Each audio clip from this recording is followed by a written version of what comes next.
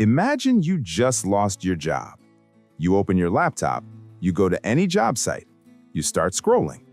Marketing manager, must know AI tools. Data analyst, AI experience required. Customer service lead, must be comfortable with AI automation. Same thing, over and over and over. Now here is the question nobody wants to answer honestly. What actually happens to the people who do not have AI skills in 2026? Not theory, not a tech blog opinion.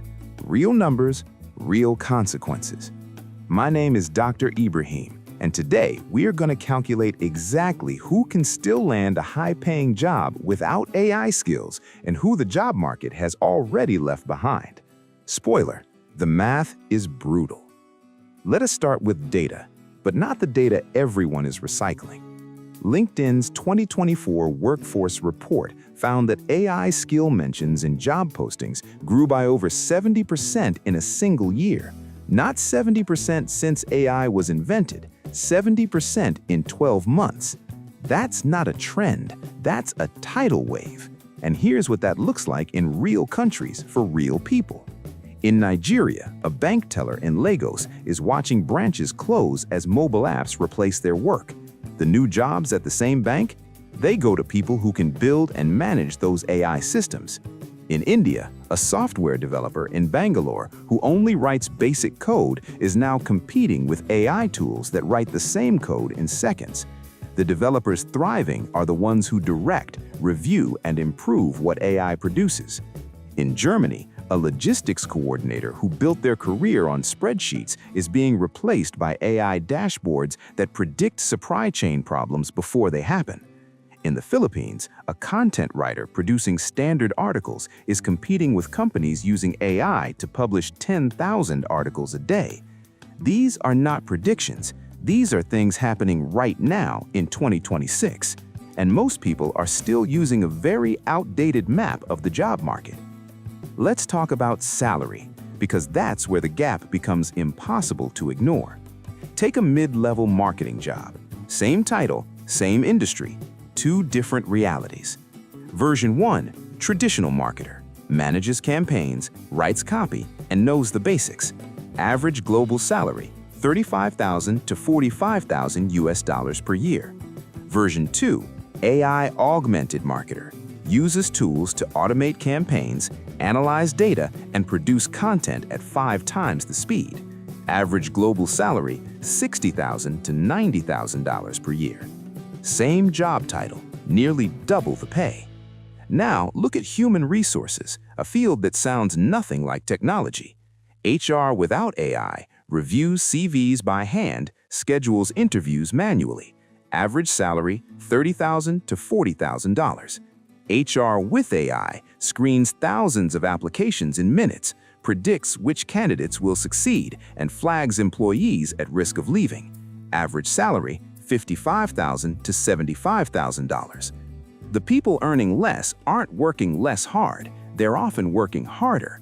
They're just doing it the slow way, while others use AI as a force multiplier.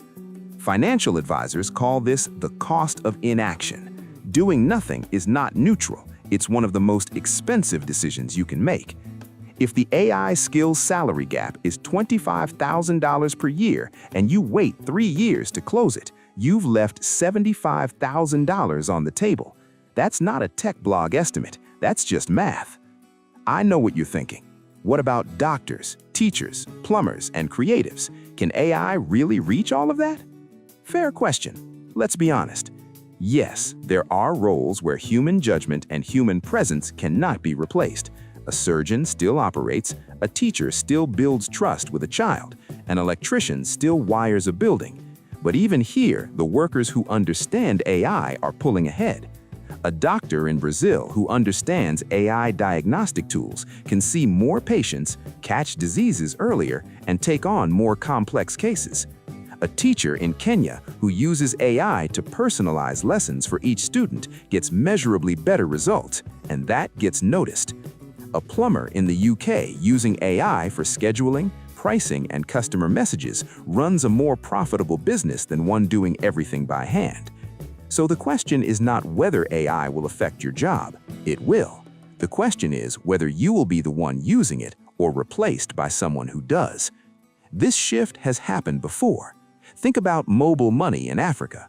When M-Pesa launched in Kenya, it didn't just change banking, it changed who could participate in the economy.